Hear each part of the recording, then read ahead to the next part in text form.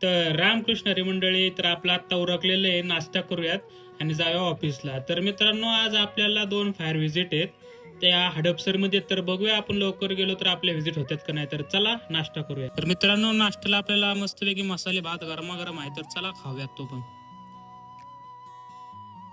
नाश्ता केला आणि निघालो ऑफिसला. तर लाईटच गेली होती, लिफ्ट बंद होती. तर मग निघालो 1-2 करत खाली.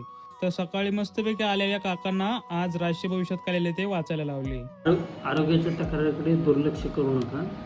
आहार आणि आराम याकडे लक्ष द्या. काकांनी राष्ट्रीय भविष्य सांगितल्यानंतर लगेच निघालो आपल्या फायर विजिटसाठी आपल्या साईडवरती. तर आपल्या साईडवर आल्यानंतरनी मस्तपैकी आपली साईडवरती सिस्टीम सगळी ओके होती.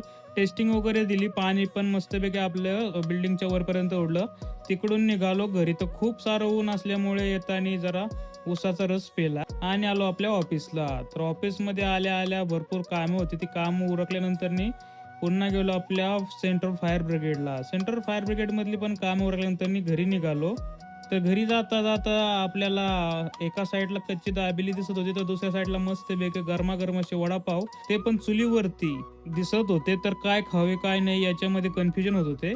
तर मग दोन्ही बाजू ऐकून समान न्याय देत एका साईडला वडापाव खाल्ला आणि आपले कच्ची दाबेलीचे पार्सल घरी आणून ते खाल्ले. तर व्हिडिओ आवडल्यास व्हिडिओला लाईक आणि चॅनलला सबस्क्राईब करायला विसरू नका.